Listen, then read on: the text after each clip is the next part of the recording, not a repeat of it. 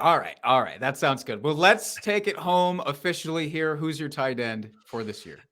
And what a better way to finish this episode off talking about another Green Bay Packer. Uh, and again, we don't have to just go through everything basically you talked about with Aaron Jones. A lot of what you said with Aaron Jones is still very pertinent for Robert Tonyan. However, coming off injury, he only played 8 games last year. He's been cleared. He came off the pup this last weekend, so he's going to be ready for week 1, it looks like. And while maybe he'll have a little bit slower start than what we would normally see, he is going to be playing. We know they lost Davante Adams. The targets have to go somewhere. Why not Robert Tonyan?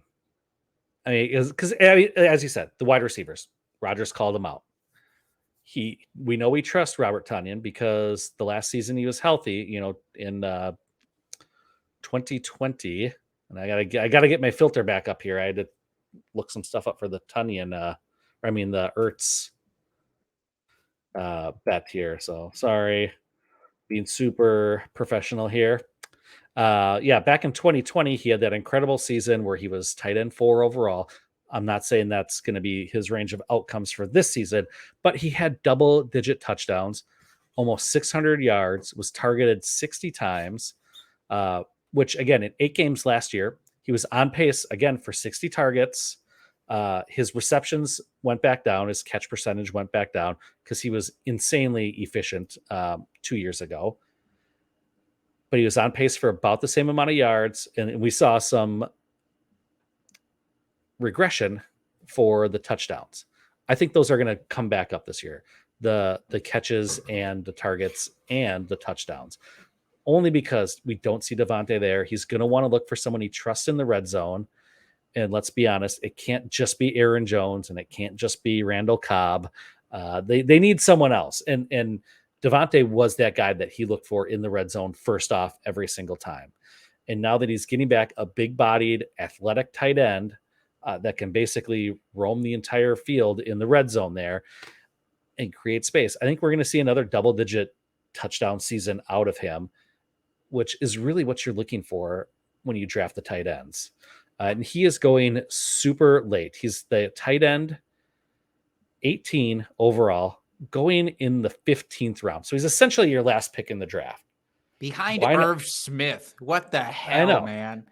Why not take a flyer on this guy that you know is going to get a ton of volume this year and has that upside to be a top 5 tight end? Now, I'm not saying that's going to happen. Let me be clear. Could he be top 8? Very easily. Could he be top 5? Yeah, he's done it once before. But, I mean, we know he's going to get peppered with targets and the volume and the touchdowns. So that is why I'm all in on Robert Tonyan this year, especially at that cost. I mean, you can't beat that as basically your last pick in the draft. I mean, who else are you going to take at that point that has as much upside as Tonyan potentially has? Evan Engram.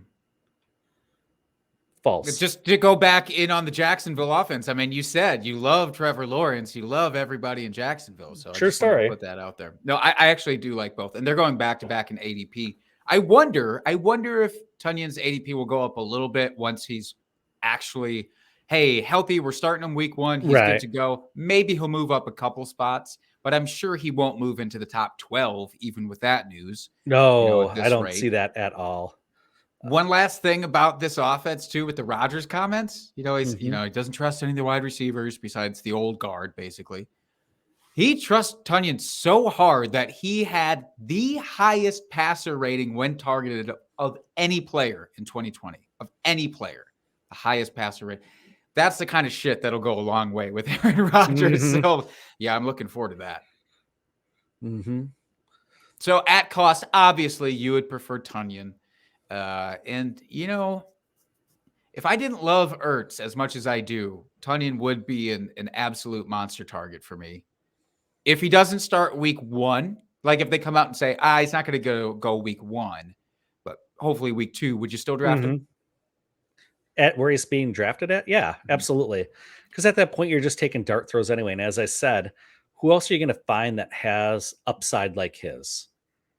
So you would take, let's say, so you draft 2 tight ends knowing that, hey, I'm probably going to cut this other guy after a couple of weeks and free up that roster space once Tunyan's healthy, basically. Or you can put Tonyan on the IR, I suppose, right away until he comes off or whatever.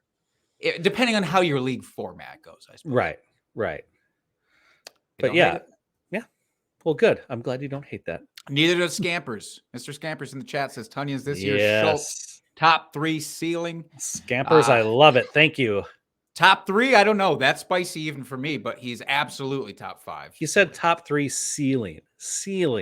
I know. Even for me, I don't think I can get there with the ceiling because that's 3. Even as down as I am on the top guys, it feels like that's pretty spicy. But top 5 ceiling for sure.